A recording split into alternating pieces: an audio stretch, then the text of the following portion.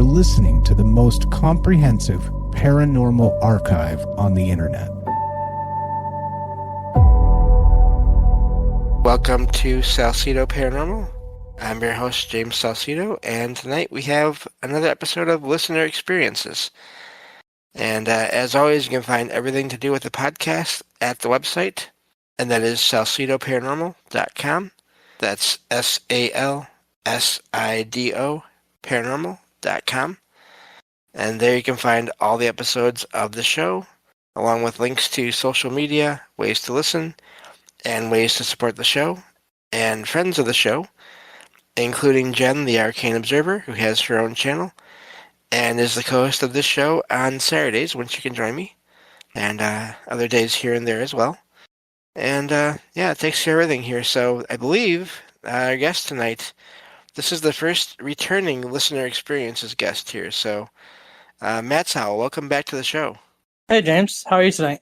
I'm okay. Glad to be here and glad to be doing this. And I'm pretty sure you're the first returning, because Jen has shared experiences on multiple shows, but that's sort of been along the lines of topics, so not necessarily a regular, like a actual Listener Experiences show. So I think you're the first to be doing this part two, we could say. Yeah, man. Thanks for having me. I'm a big fan of the show, and keep doing what you're doing. And thank you for having me on, and thank you for being my friend. Oh, you as well. And it's really amazing because I finally figured out. I think you've been on here twice, I believe, at least as far as scheduled guest. Like, I know you've called in a couple times as well when I did call-in shows. But, of course, we had your first Listener Experiences show. And then I think one other time it was you and a good friend of ours who is no longer in the physical world but always around in our minds, Rohan. And I did a show once on magic, I believe. Yeah, I remember that. That was good. Yeah, that was a fun show. So, so Matsowl recently mentioned that he had some more experience to talk about, and so we are going to get into those tonight. So wherever you want to start, you're welcome to that. I wanted to start off with some questions and talking about different kinds of hauntings. And I know we don't like to put stuff into categories, but I think here we're going to kind of talk about different kinds of hauntings. And I wanted to know, I'm asking you and I'm asking the audience, what is the difference between these two? And we have what we call residual energy, where the ghost is going, repeating over and over again, and maybe like stuck in a purgatory. So we have these stories about people have repeating over and over again and going up and down hallways or stairs. And also we have stories like Gettysburg, battlefields where soldiers are fighting forever as ghosts. Sorry, I have a slight echo, so I'm going a little slow. You're good. I'm not hearing it, so I don't think anyway. But yeah, residual is a type, and I don't know for sure. I've always heard that it wasn't anything. It wasn't anyone like sentient. It wasn't any person that was actually there. It was more of an imprint of that person being there, and that's what I always have heard of and thought of. Residual energy being is more of just the recording of events that play over and over again, and we don't know how or why they play as often or as rarely as they do. But as far as we don't really know anything, but yeah, that's what I always thought of as residual. Yeah, and then we also have another one, the actual spirit communications, the things, where people are from the other side are trying to communicate with us. Right. And so I guess that's my question is, what is the difference between the two? How can we discern from them? And how can we understand them better? And so I wanted to talk about some of the stuff that happened to me at my house and try to separate the two differences. And so, talking about my house real quick, the house was built in 1927, like before World War II, and there's lots of stuff that happened here. There were some churches here in the 1800s, and my grandma has an article about they would take the church, they took it apart, and they built the houses in the area with the wood. So I'm wondering if my house has that, some of those churches. And then also there was a cemetery here when this town was first established. And over time they moved the cemetery, they dug up the bodies and they moved them to where the cemetery is now, about a couple miles down the road. And so we have things like that as well that can stir up energy. What do you think about that? Yeah, both of those things could definitely be. There could still be energy. I mean, churches, whatever religion is being celebrated or performed there, observed there, that's a lot of emotional, usually as far as I've heard, a lot of emotional energy going into those places. So even if the buildings were taken apart, then I mean, it seems possible that some of that energy could still be attached to some of those materials, and then if they were used for other buildings, it could still be there. The cemetery thing is really common. It seems like there's a lot of reports of activity in and around them, even if it's in and around places where they were, but they're not there anymore. Seems like that's fairly common as well. So, yeah, that's a couple of major points there that could explain some things anyway. Yeah, and just the history of the house. It's interesting looking up, trying to find out as much history as I can, 'cause it's an old house. Right. So I want to tell a story. I think I shared this story before, but it fits here. Stories about the net I moved into this house. It was March of 2005, and I moved into the house. It was me, my wife, and my friend. And we hadn't moved. We didn't have our beds. We just moved some stuff in. We were sleeping on air mattresses. We're in my room, and we're watching, to date it, Titan AE on VHS. One Good of movie. me and yours favorite movie, yeah. Yeah. And we're watching it, and we fell asleep. I woke up in the middle of the night, and of course, the VHS, it's static on the TV. Right. And I hear outside my room, down the kitchen, I hear this Native American drumming music. I hear a drum. I hear a flute. I hear two different voices, like a hoya, hoya, hoya, that kind of thing. And so I wake up, I run down into my kitchen, and I flick the light on. Hopefully, thinking that I'm going to see two Native Americans in my room. And I flick the lights on, and there's nothing there. And my wife and my friend both heard this.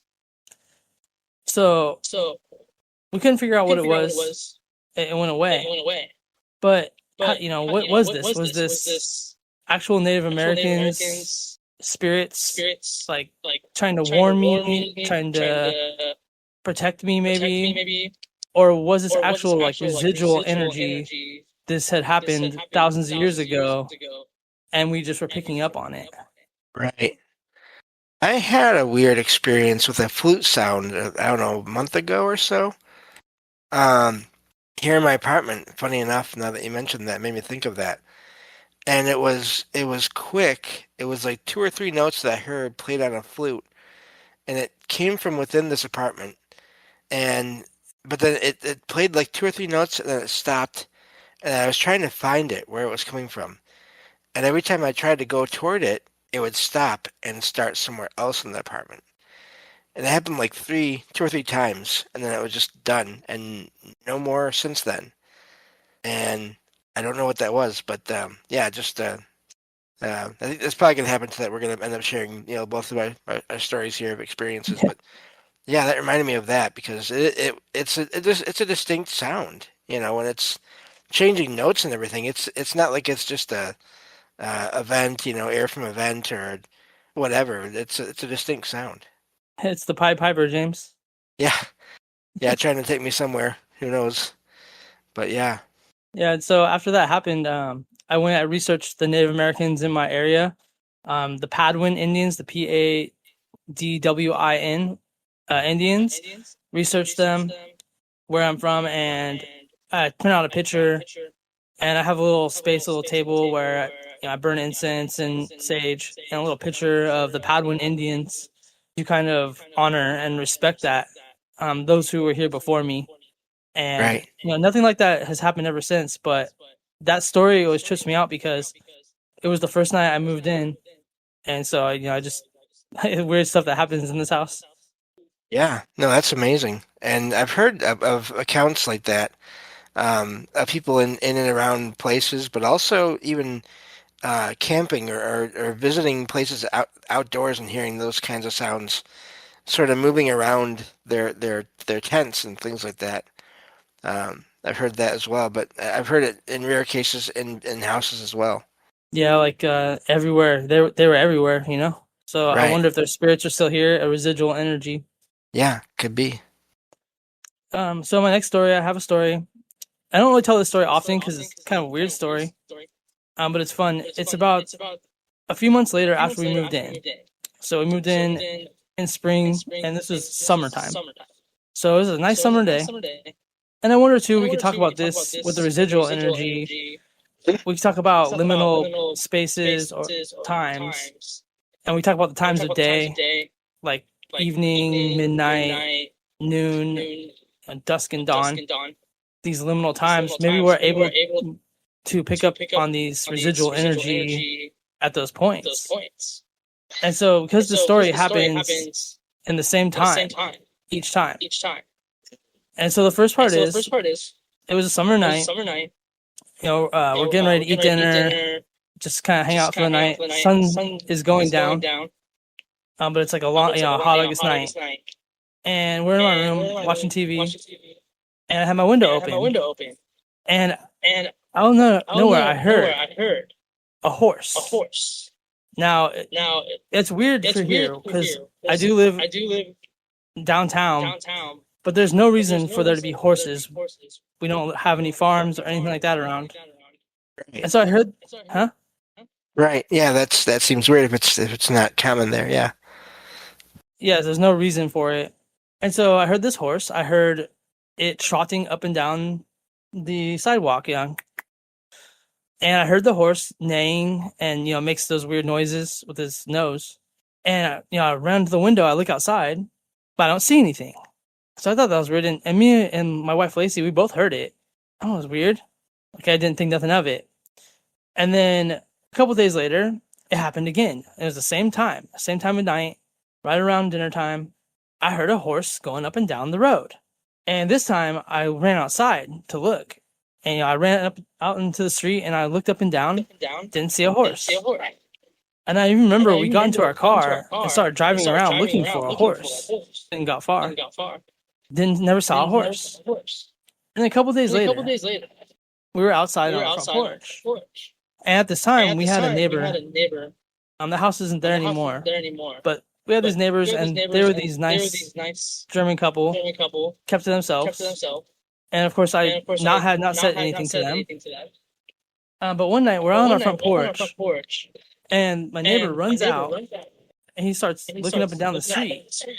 And we're laughing. Well, what's he looking for? And he looks up and sees us on our porch, and he says, "Did you guys just see a horse go by?" And we're like, "No." And I knew what was happening, but what's going on there? How come my neighbor heard it inside his house, but we did not hear or see a horse when we were outside of our house? And so it starts to think, maybe this horse was like I said, residual energy. This horse said, every day it goes by our house, but we were only able to pick up on it on those times. And it hasn't happened since. But I wonder, this town, like I said, this town is a orchard, fruit farm. And so there was horses going up and down these dirt roads here. So I don't know. What do you think about that one?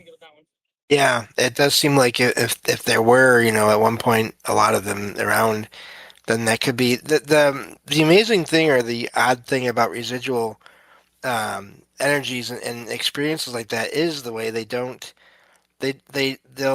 play over and over again, but it's not always like it's not every day forever. It's not even every set amount of time forever.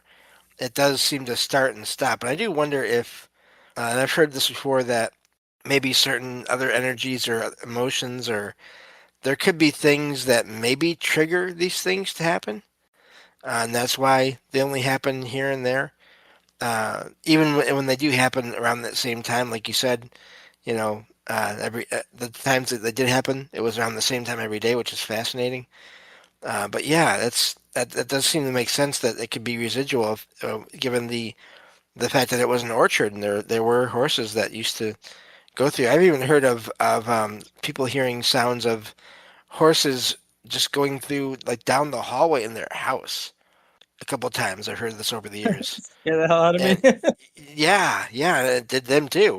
Because it's a house. It's not, houses are not made for horses. I mean, obviously, unless it's like a mansion or something, then you can kind of get away with it. But no, these are just regular houses. So yeah, that's a fascinating thing, and that does seem like to me, it seems like it would be a residual thing. Yeah, and I wonder too, our moods, what we have, what we eat, what we drink. I wonder if that affects it too. If we're able to pick up on those residual energies. Yep, could be. All right, anything else, or you want me to go? I can keep going. Yeah, I think keep going for now. I think we're good. Okay. The next part of the story, talking about the house and just how, like I said, the house has that history. And so when we moved in, we had this extra room, this third room, and I told this story on Troubled Minds. One night years ago, we were talking about monsters in the closet, monsters in the basement, under the bed, in the attic, and what's going on there. And my theory was that the spirits will go to where they're away from the people. And if you remember another one of our favorite movies, Beetlejuice, where the ghosts are in the attic, they stayed in the attic away from everyone. And so I think we talked about that too. But at the time, I had this third bedroom. And it was a spare room. We kept extra stuff in it. We had a little bed for people to stay the night. And we always kept the door closed. And so sometimes I would go in there to get something. And I would walk in, I'd grab whatever I want. I would turn around. And the door would slam in my face. And it happened to me a few times, 2 or 3 times. It didn't happen to anybody else. And it didn't happen every time. But I of course tried to see, was the air conditioner on? Was there a gust of wind? Try to debunk it, figure out why this door, because the door would slam shut all the way, where I had to actually turn the knob to open it, which is pretty crazy. So, anyways, I would come into this room, and I started talking to it, because I also was accompanied by a presence, like a feeling of someone in the room. And so I started talking to it, hey, I'm just going to get this item, what I need. I'm not bugging you. And I would leave. And like I said, it only happened to 3 or 4 times. But I thought it was weird. And then a few years at the time, my son was born. And of course, that was going to be the nursery room. And I was afraid to let him stay the night in there, because that room kind of scared me. Right. But to my surprise, nothing happened. He does talk about seeing shadow figures in the house. But at the time as a baby, nothing would happen. So down the hallway a little further, we had a laundry room. And I thought it was weird. We had a door on our laundry room. I don't know why. But then all of a sudden, what happened was I would go into the laundry room to do laundry, and I would go to leave, and the door would slam in my face. And I'd get mad because 9 times out of 10, I'm carrying a basket of laundry. I had to stop and open the door. Wow. And that happened a couple times to me. And so I don't know what's going on there. I just ended up taking the door off the hinges. That'll do it. That's fascinating. So it would close, basically keeping you in there, not Not keeping you out? Yeah, so I would be in the room doing what I'm doing. I would come to leave, and it would close me in. Yes, you're correct. That's fascinating. Like it wanted your attention, or at least wanted you to know that there was someone there. It wasn't so much like, to me, that seems not so much like obviously not like a get out, because it's closing the door on you so you can't get out. It's closing the door almost like, hey, there's someone, I'm here, kind of a feeling is what I get from that, which is fascinating. Um, yeah, that is wild. I I've had recently, and I mentioned this on Ricky's show last night. Uh, I've had my one closet door open, but whenever it opens and I'm here and somewhat near it, I never hear it open, and it's a sliding metal closet door that folds in on itself when you open it. And I've tried opening it without making any noise, and I cannot get it to do it. But it happened again yesterday as I was making food in the kitchen. And my kitchen doorway is right across from that closet. And it's just a little, like a hallway's width, between the kitchen doorway and that closet. And I was in there in the kitchen making stuff, and I must have looked maybe about 5 minutes in between the last time I looked and then the time that I saw the door was open, and it was open. And I still don't know how it is doing that. How it is managing to be opened without making it, because otherwise it always makes sounds. Whether I open it or whether Logan, my cat, opens it, it always makes sounds.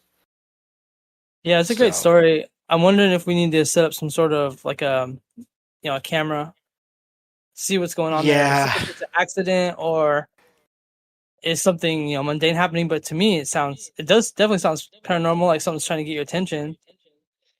Because the way yeah. you're describing it, where you'd hear it if it opens. Oh, especially when I'm in the kitchen, like right there. It's this is a single bedroom, government subsidized apartment. It's not big. It's not tiny, but it's not big.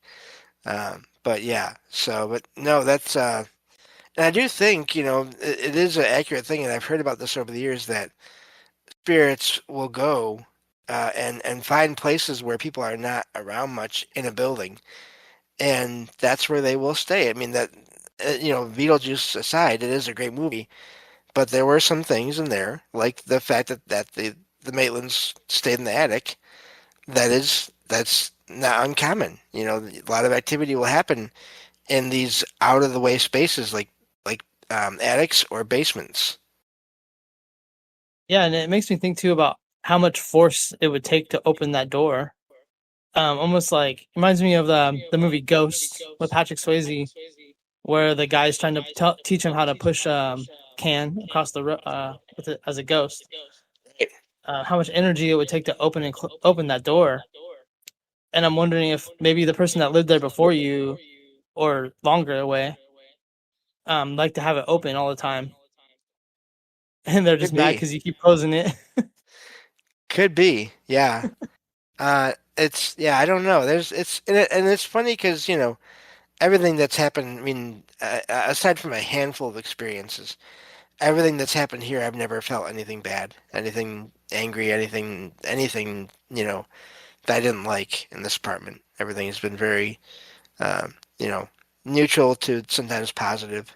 So I don't really have any problems being here. But yeah, it's been fascinating having that door open once in a while, and it's always when I'm not looking. I never see it open, and I never hear it open. I just find it open. But anyway, but yeah, the door slamming and keeping you in, especially when, I mean, it's either someone saying, "Hey, I'm here," or someone trying to be, a little bit like a bit of a trickster in a way too. It could be that as well. Yeah, or it could just be a gust of wind, like I was saying. Right. Yeah. But then the story continues going further. So when I bought the house, so I rented the house for 20 something years and was able to buy, I was able to buy the house a few years ago, and I had to get up enough money. I had people to help me. I had to renovate the house and get it to be able to buy it.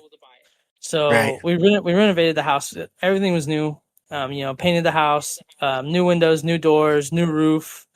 Took out the carpet, put in hardwood floor, painted the house inside and out. Lots of stuff I did around here. But the first thing I did, this is the reason why it's a synchrostic story. So we had a basement. And this basement is, like I said, the house was old, so it's built all weird.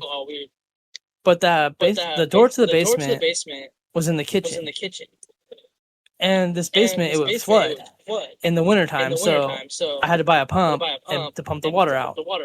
So I never kept anything down there. It was just a damp, dark area. I never used it for anything. And I had really no use for it.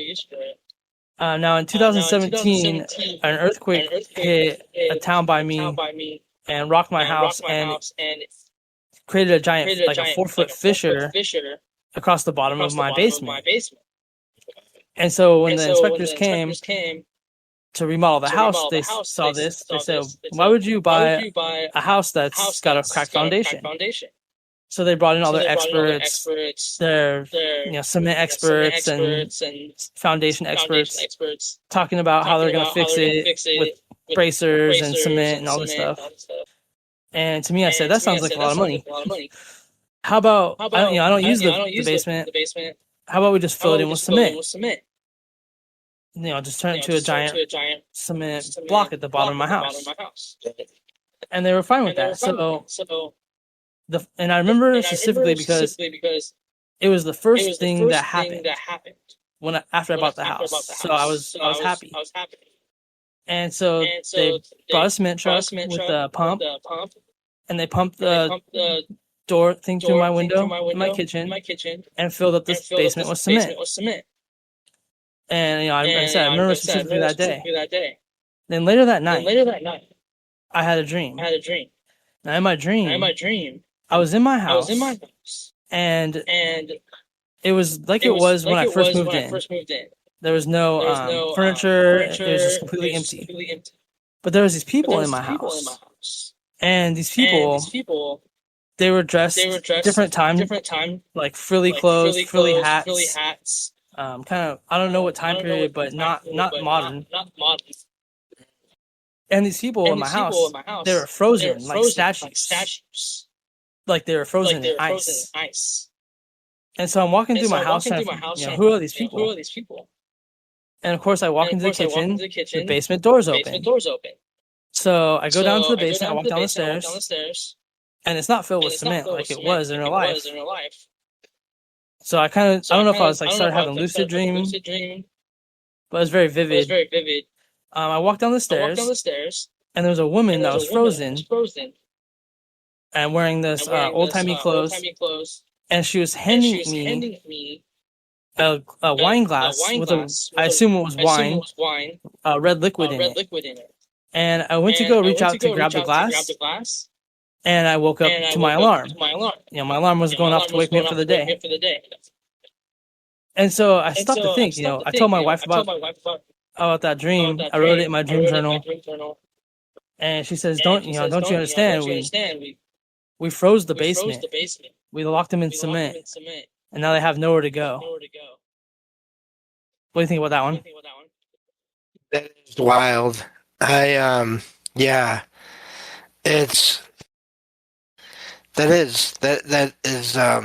either they were stuck there or they just didn't have anywhere. I almost wonder too, was it that they were stuck there, or more that they just couldn't move around in there, and that's what they were trying to get across to you. But yeah, that is wild to have that happen right after that. Yeah, it was the same day. Yeah, I hope that whoever they were, that they're okay, because I mean, I'm sure if a major change like that would be a surprise to them. if they're aware of. I mean, it seems like they were aware of what was going on there. So that is fascinating. It makes me wonder about other places when they get built or filled in with cement like that. And that's a big question I've always heard and wondered about too. When places get either torn down or new places get built on in places where there's nothing, does that kick out or make spirits decide to move on to other places when it happens? Yeah, I'll go a little off here, but one of my favorite stories is that Bobby's Mackey's Music World, and how they tore that down. And I have those questions too. What happens when you renovate a place? What happens when you tear it down? Do the ghosts, do they stay? Are they stuck there? Can they leave? Or do you think if they build a new building, it'll be more haunted or less haunted? How does all that work? I don't have any answers, obviously, but I've heard of places being torn down and rebuilt, or new buildings being put there, and yeah, that there's sometimes activity still happens there, and so yeah, it wouldn't surprise me if there's still activity there. I mean, or who knows? I mean, I'm sure there's plenty of places that do get torn down, then something else built there, and nothing happens, and it's because if there was anyone there, they've moved away, for whatever reason. Um, but it's yeah, I think either or can happen in any given situation. Yeah, and so kind of back to my dream, what Hmm. I think was, I think, like I said, the house was built in 1927, so the people that built the house are obviously have passed away by now. Right. But I'm wondering too is the connection with the wine, with the woman offering me wine, was this basement built to be a wine cellar? And I did not use it as that. I don't drink wine. So I'm wondering because here in California, basements are kind of rare. We don't really have them. Not everybody has one. Right. So yeah, Yeah. that dream was pretty crazy though. I almost wonder too. I mean, with the wine, because wine can be like a celebratory thing, Hmm. where they like, even though they couldn't really be around there the way they used to. Was that like a congratulations? You're changing this house for possibly the better, um, and almost like a nod to what you were doing with the property. Like a toast. Yeah, that's awesome, James. I like the way you think. I never thought about that. Yeah, it's just like, and almost and too with them being stuck in one position. Maybe it wasn't so much a negative thing like they were stuck, but maybe like we'll always be here still. We're not Hmm. going anywhere. But again, still congratulations on what you're doing. Because I mean, I imagine if they saw that crack in that basement floor, you know, because of an earthquake. I mean, it doesn't take anyone much to realize. Well, if too much of that happens, that crack could you know expand or have terrible things happen to a place, have it fall apart if it's left the way it is, from future earthquakes or whatever. So I'm just wondering if that's maybe again possibly what that was referring to was like not so much we're trapped, but more of just a we'll always be here. And and then, of course, there's because it was an interaction between your mind and them that could explain why the images came out the way they did. Them being appearing to be frozen in place. Um, so yeah, I'm just curious if that was more because, like I said, the wine thing. I mean, other than just like ceremonies and stuff, but even then, like just when I think of wine, the first thing that comes to mind, other than just people that do enjoy wine, but just celebration of some kind. Yeah, and like I said, it was a dream. It was a very vivid dream. I still remember Right. it very well. So Yeah, that's that was pretty fascinating. crazy. Yeah. And then I'm gonna go forward, fast forward a little bit. We're gonna talk Hmm. about kind of more stuff that's happened more recently. And like I said, I like talking about the history and stuff, but more recently, so after I bought the house in the last couple of years, so I lived where I lived in a field. There's empty lots on all sides of me, and someone bought it and built these houses. And so I went from living with nothing around me to now I live in the middle of suburbia. So they built all those houses all around me on all four sides. And so we're talking about like the lay of the land, the spirit of the land, and things like that. Seeing, going from nature to having these houses built on top of it, commercialized. And we talk about hauntings that can happen like that. And so we've been seeing some weird stuff across the street. When we stand on our front porch watching just weird stuff happen over there, shadow movements, things moving. Then we have one story where this is the first time I never really believed in skinwalkers. I knew what they were from stories and stuff, but I never actually had an experience. And so I had this experience recently, it's probably about 6 months ago now, where I was outside, it was dark, and I'm looking down across the street, and at this time it had chain link fences wrapped around it because they were still under construction. And I seen this animal, this critter. I thought it was a cat. Well, it was a really big cat. So maybe a raccoon but it was all black, so I assumed it was either a raccoon or a cat. And it was walking up to this area where there's this tall grass, about 4 foot high grass. And so it walked up, and I pointed out, "Oh, look at this animal."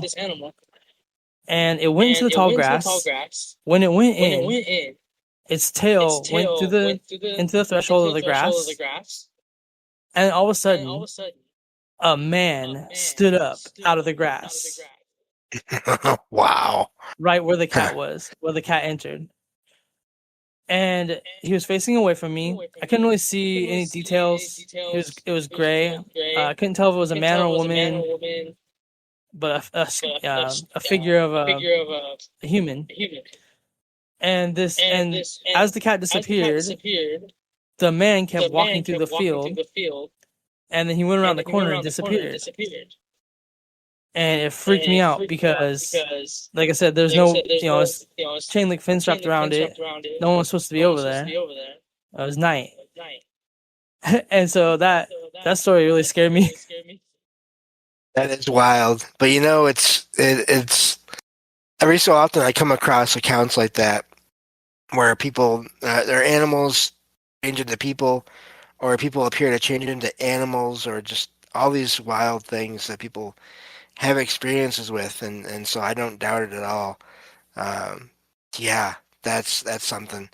I don't know. That sounds like, it's. I mean, because how do you rationally write that off? Like, what was a man doing, hiding in this grass, and how did they time it just right to come up out of the grass when this cat walked in there?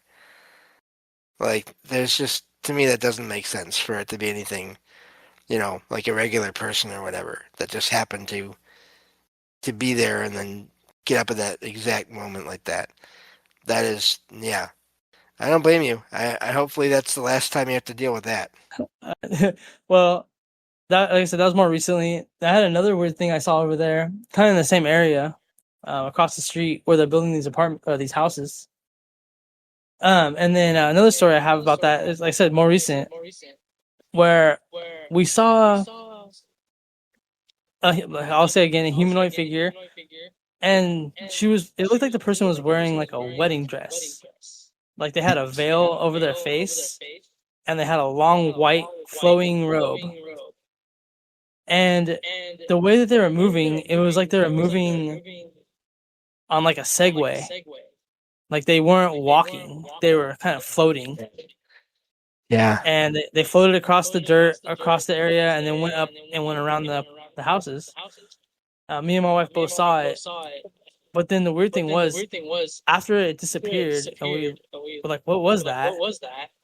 we heard this ear-piercing sound, like almost like a bunch of cicadas going off at once, but coming from that area.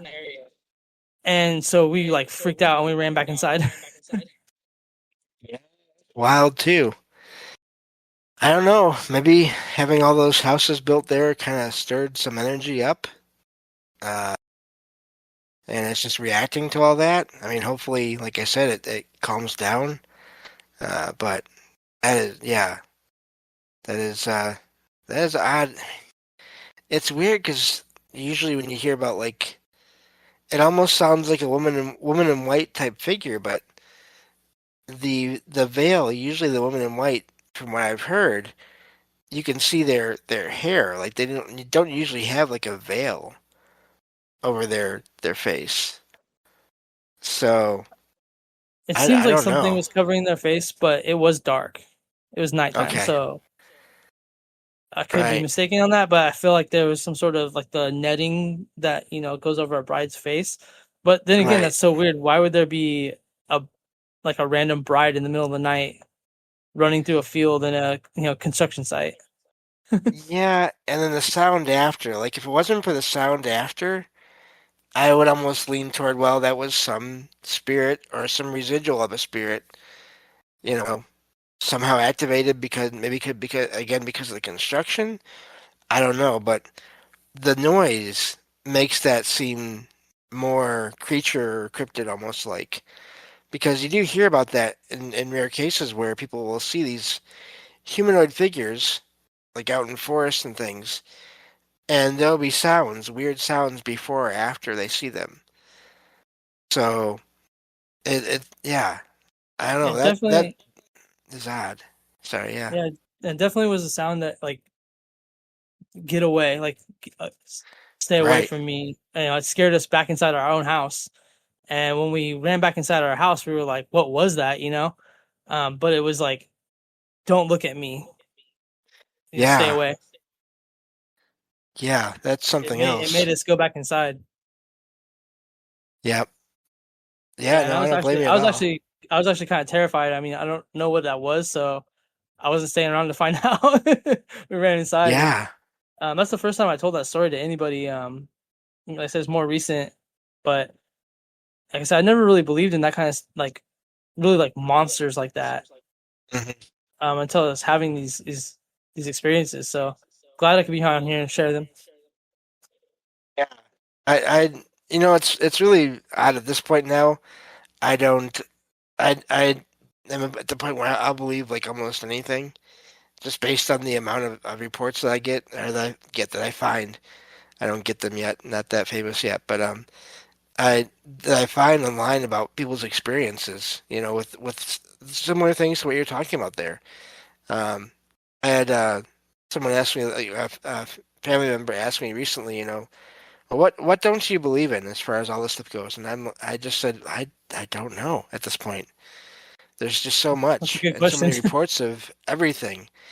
And I didn't think of this until after, but now I'm at the point where the only answer I have to that is I don't believe that everything is all good or all bad. And that goes for, ghost spirits, creatures, aliens, whatever. I don't think they're all good or they're all bad. And that's about all I can say. And as far as what does exist, I have no idea. But there's just too many reports out there of too many things for me to say that can't exist. Because how do I know? Yeah, and it's But important. Like I said, I'm just telling the stories. My firsthand witnesses, my firsthand right, account of things. I have no reason to make stuff up, or I'm not trying to sell anything or make any money. I'm just trying to tell my stories so that other people out there can hear it and say, "Well, if he can do it, I can share my." If you guys are scared to share your stories, let people know. Like we will hear them. oh yes, Um, how true or not is up to you for you to believe, not for me. right, But that's kind of, and that's why I'm glad we're doing this kind of stuff. We're kind of pioneering it, letting people tell their stories, and helping people out that way. Get that stuff off your chest, yeah, and definitely, then it's up to us to decide if it's true or not. right, Yeah, that's fascinating. Yeah, well, if you have any more, you're welcome to share. But if not, you can also. I want to make sure everyone gets to hear about your show as well. Yeah, So, let's see. Trying to think of any more, but like I said, those are the more recent ones. mhm. More like scarier ones. Um, but no, I think that's it for tonight. I do have. Let's see. I have one that was kind of weird. Talking about how when the house was remodeled and how activity picked up Mhm. in the house. Um, lights flickering, TVs turn off, that kind of things picked up more. And of course, Okay. you can always put those off as electrical issue or any kind of thing. But one of the weird things that happened right after we started remodeling it, and like I said, we remodeled everything. We took everything down. I wanted the house to be my house and not remind me of anything else of the past. So I like every light socket, switch, everything panel, light, everything I replaced. And so one of the things that happened one day, and it's silly, but me and Lacey were sitting there, and we had the TV on. We listened to music videos, like MTV music videos. And I'm sitting in my chair, she's sitting in her chair, and all of a sudden the TV starts clicking, and Netflix comes on. And I'm looking at her like, oh, cool, we're gonna watch a movie. And it's searching through the movies. And I was like, oh, what's this movie? Talking to her. She's like, you act like I have the remote. I thought you had the remote. And I said, no, I don't have it. I thought you did. And we get up and look. The remote was on the TV or on the table underneath the TV, and there's nothing around it. So the Netflix is just searching with nothing going on. And we're like laughing, haha, like let the ghost choose the movie we're gonna watch. And all of a sudden it stops.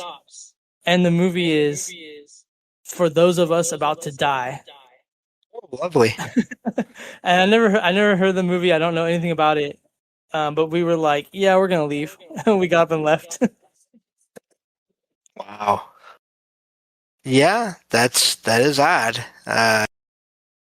Yeah, I don't know. Like you say, electronic stuff you never know, but that is fascinating that it stopped on that particular choice. But yeah, Yeah, that's why that's a weird story. It could be electronical, but I thought that was weird. yeah.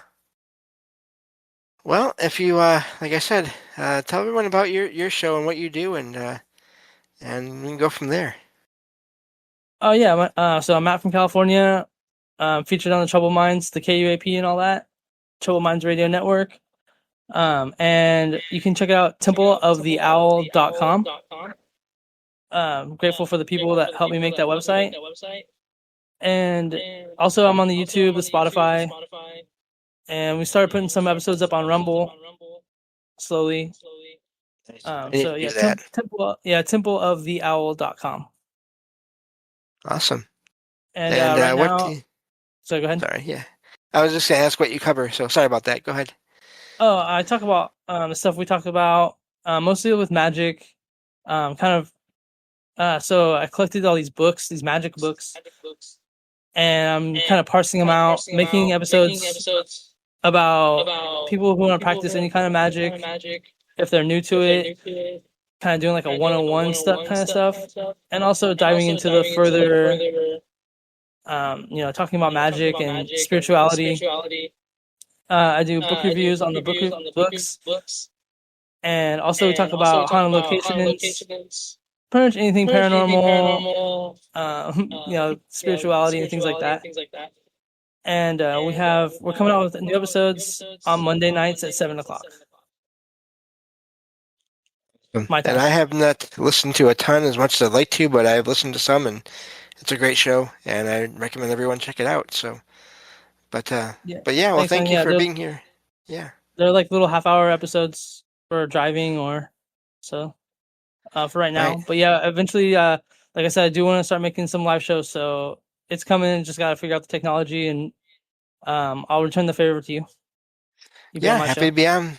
Yeah, whenever you want me there, let me know and I'll be there. So yeah, no, looking forward to that. Thank you for coming on here tonight to talk about these things, and yeah, hopefully I'm sure we'll do this again at some point, and I'm sure I'll hear you again and talk with you again over on Troubled Minds Radio as well. So thank you. Yeah, thanks, man. Like I said, thanks for doing the show, and just keep doing what you're doing, James. Thanks a lot for having me on. Good night. No problem. Thank you. Good night. And thank you all for listening to this show, whether you're here, I see you all in the audience there here, but also just listen to the podcast and everything. Thank you all for listening in, and I will talk to you all next time on Salsido Paranormal. Take care.